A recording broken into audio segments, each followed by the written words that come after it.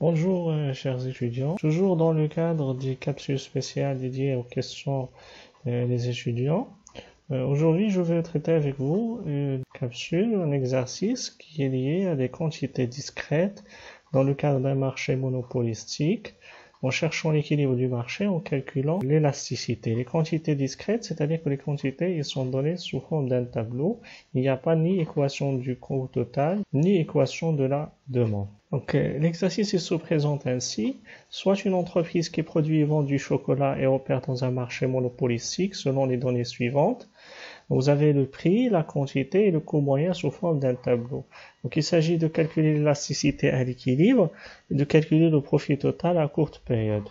Donc voilà, on le sait, l'équilibre de concurrence monopolistique ou de monopole, ils ont la même condition d'équilibre, c'est-à-dire la recette marginale est égale au coût marginal qui permettra à l'entreprise de maximiser son profit. Donc nous avons les données sous forme d'un tableau et là, puisque les données sont sous forme de quantités discrètes 1, 2, 3, 4 jusqu'à 6, et nous n'avons pas l'équation du coût total, mais nous allons calculer le coût total qui correspond à chaque quantité. Par la suite, on calcule le coût marginal, la recette totale et la recette marginale pour déterminer le profit total, c'est-à-dire la situation d'équilibre de l'entreprise. Donc on sait que à l'équilibre, ce qui est important, c'est que dans le cadre d'un marché de monopole ou de concurrence monopolistique, c'est la recette marginale est égale au coût marginal. D'habitude, dans un exercice comme celui-là, vous avez la fonction de la demande, vous déterminez la recette marginale, vous avez la fonction de coût total et vous déterminez le coût marginal. Donc, nous allons déterminer les deux éléments à travers le tableau puisque les quantités ils sont discrètes. De ce fait, je vais calculer le premier élément, c'est-à-dire le coût total. Donc, le coût total est égal à combien? Donc, vous savez que lorsqu'on calcule le coût moyen, c'est le coût total sur la quantité. De ce fait, le coût total serait la quantité multipliée par le coût moyen. Donc, voilà la règle que nous allons utiliser pour déterminer le coût total.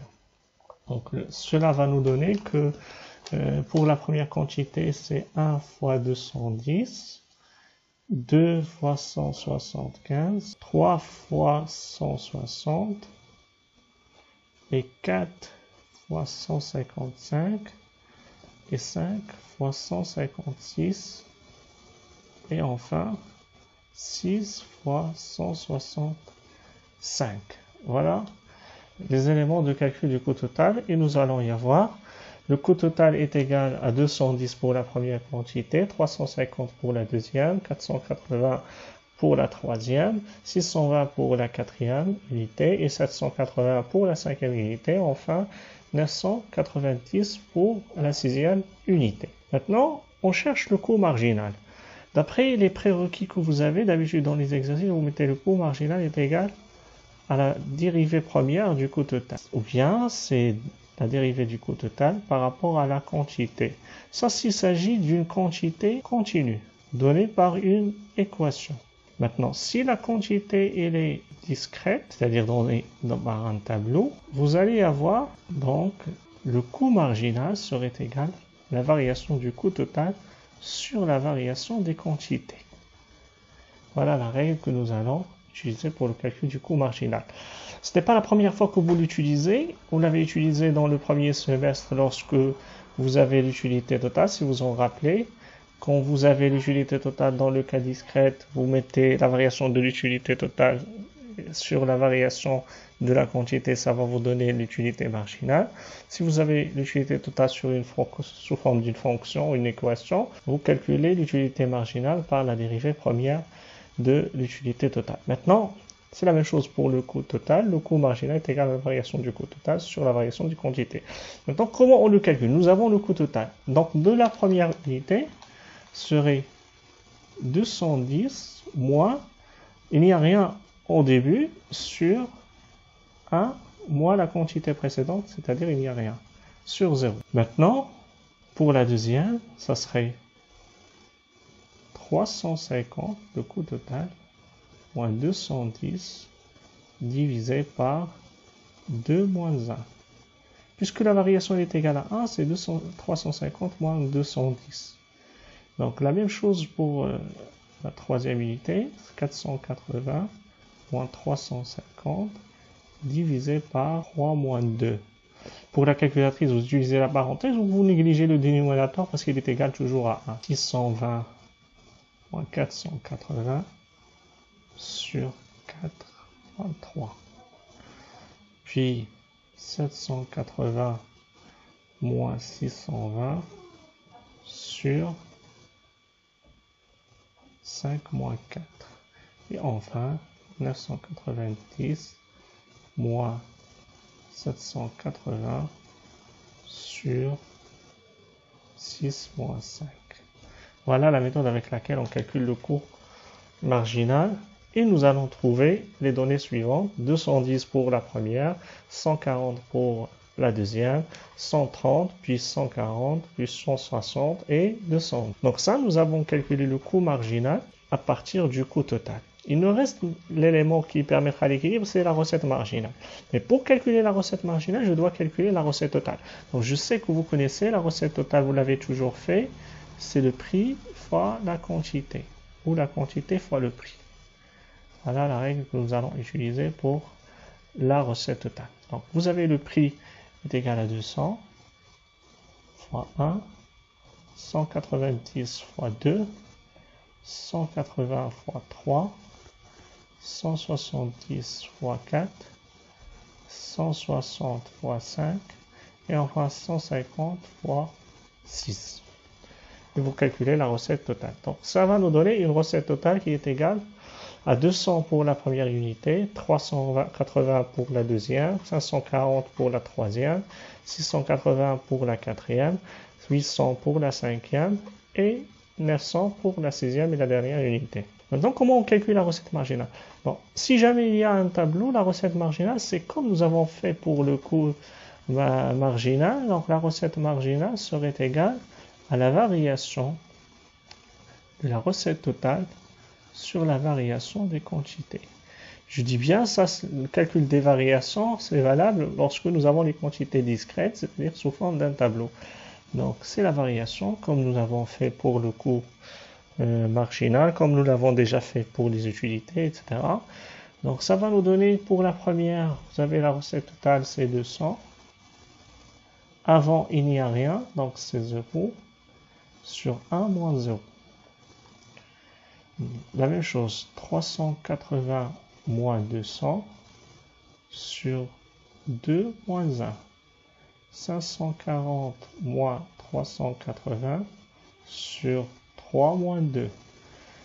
Ensuite, 680 moins 540 sur 4 moins 3.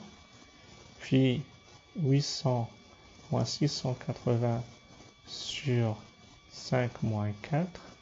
Et enfin, 900 moins 800 sur voilà 6 moins 5.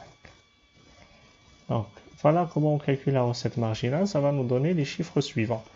Donc voilà, 200 pour la première, 180, 160, 140, 120 et 100. Alors maintenant, j'ai calculé le coût marginal. Ça, c'est la situation d'équilibre. Quand est-ce qu'il est égal à la recette marginale? Je vous laisse regarder. Ça, c'est les situations d'équilibre. Que ce soit pour un marché de concurrence monopolistique à court terme ou de monopole, également, c'est la même condition d'équilibre. Coût marginal est égal à la recette marginale. Ils sont égales à la valeur de 140.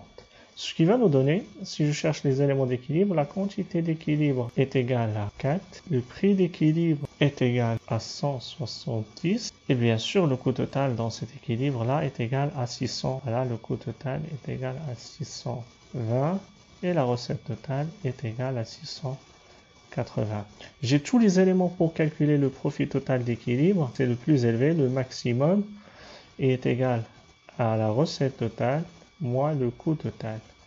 La recette totale 680 moins 620, c'est le plus élevé, est égal à 60.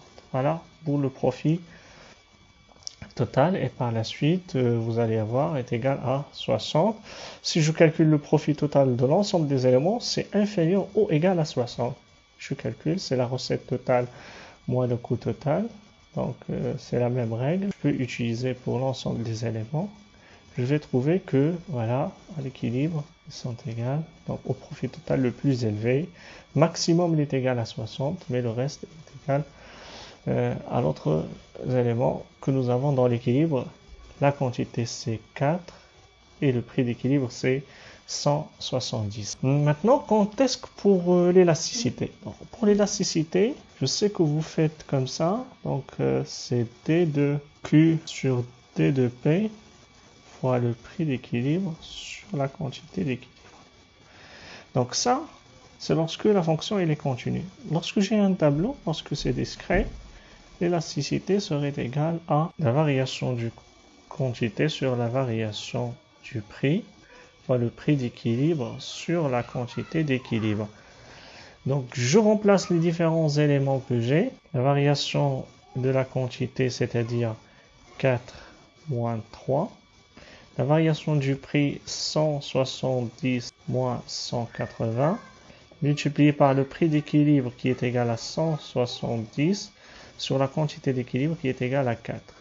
Donc je fais mes calculs, je trouve que c'est égal à moins 4,25. Voilà en ce qui est de cet exercice, de cette capsule spéciale dédiée à une question d'un étudiant au niveau de la microéconomie. Je vous remercie pour votre attention.